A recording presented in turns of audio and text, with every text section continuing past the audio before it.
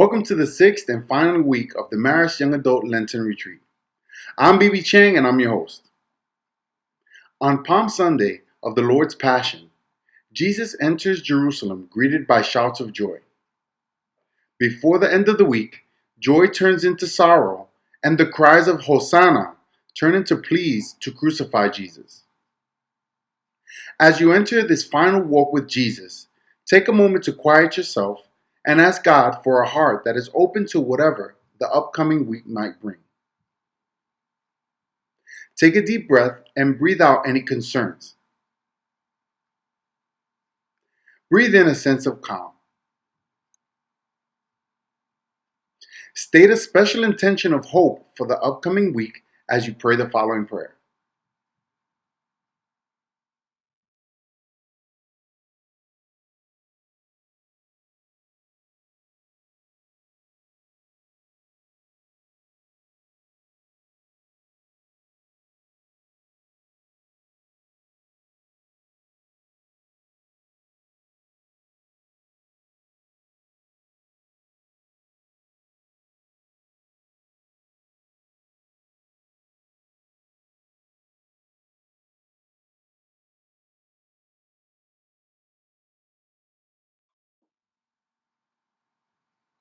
I invite you to listen to a retelling of Christ's Passion according to Mark.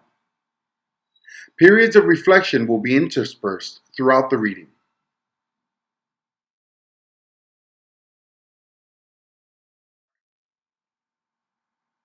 As soon as morning came, the chief priests with the elders and the scribes, that is, the whole Sanhedrin, held a council. They bound Jesus, led him away, and handed him over to Pilate. Pilate questioned him, "Are you the king of the Jews?" He said to him in reply, "You say so." The chief priests accused him of many things. Again, Pilate questioned him, "Have you no answer? See how many things they accuse you of?" Jesus gave him no further answer, so that Pilate was amazed. Now on the occasion of the feast, he used to release to them one prisoner whom they requested. A man called Barabbas was then in prison, along with the rebels who had committed murder in a rebellion.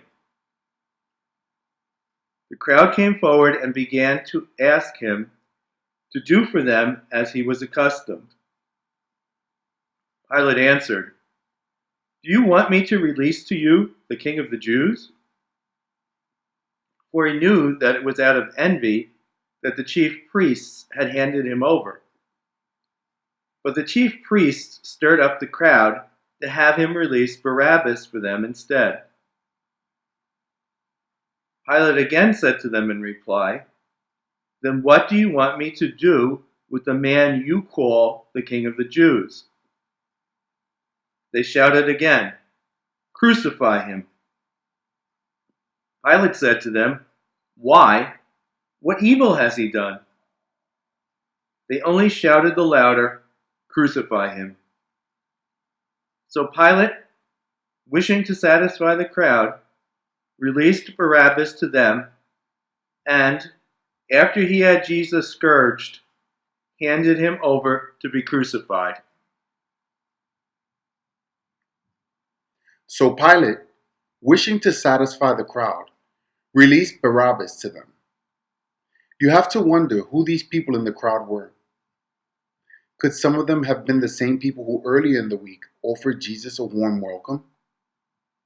How many of them actually knew Jesus or had witnessed the things he had done? Were all of them there because they believed that Jesus was a subversive, or were they just curious or simply following the crowd? It is often easier to go along with the trend, agree with a popular belief, or simply do what everyone else is doing. It is much harder to grapple with an issue and even more difficult to have the courage to speak your truth. How often do you make judgments without having all of the facts? what can you do to become better informed before taking a stand? How can you stand up for those who are being treated unjustly? The soldiers led him away inside the palace, that is, the praetorium, and assembled the whole cohort. They clothed him in purple, and weaving a crown of thorns, placed it on him. They began to salute him with, "Hail, King of the Jews," and kept striking his head with a reed and spitting upon him. They knelt before him in homage, and when they had mocked him, they stripped him of the purple cloak, dressed him in his own clothes, and led him out to crucify him. They pressed into service a passerby, Simon, a Cyrenian, who was coming in from the country, the father of Alexander and Rufus, to carry his cross. Jesus was made to carry a cross that he did not deserve. We also bear crosses that are unfair or are put upon us by others. We sometimes even create our own crosses. Jesus was willing to accept help with his cross. Admitting that we need help can be a humbling yet necessary experience.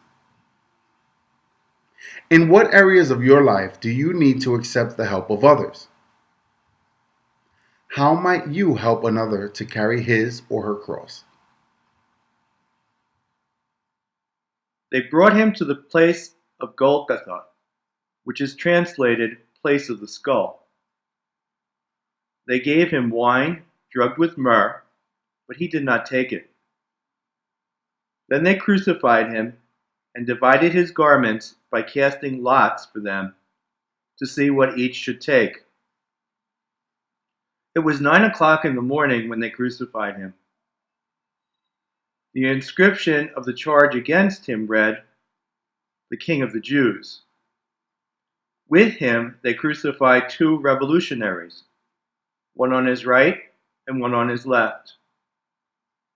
Those passing by reviled him, shaking their heads and saying, "Aha, you who would destroy the temple and rebuild it in 3 days, save yourself by coming down from the cross." Likewise, the chief priests with the scribes mocked him among themselves and said, "He saved others. He cannot save himself. Let the Christ, the King of Israel, come down now from the cross, that we may see and believe." Those who were crucified with him also kept abusing him.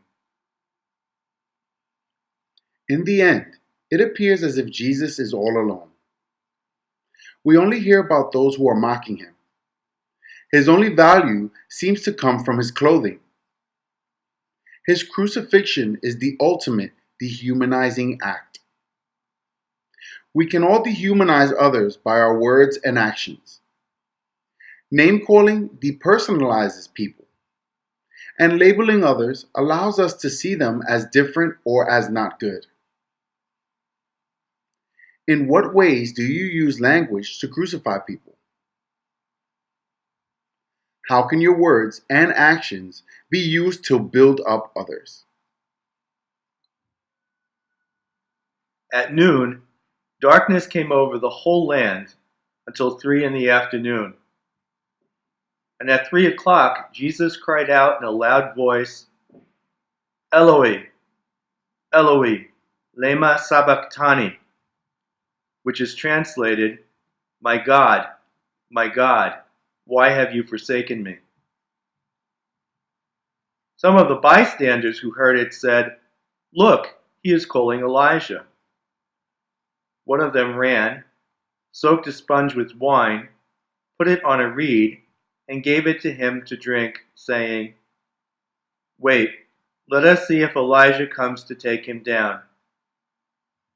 Jesus gave a loud cry and breathed his last.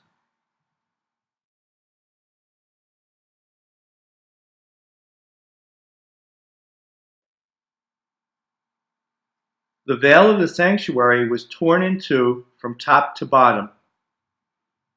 When the centurion who stood facing him saw how he breathed his last, he said, "Truly, this man was the Son of God." Spend some time during Holy Week reviewing what you have experienced during this retreat.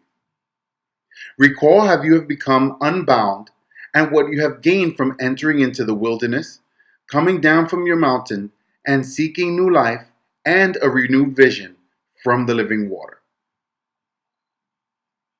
Look for ways that you can continue to fast, pray, and be of service throughout the Easter season.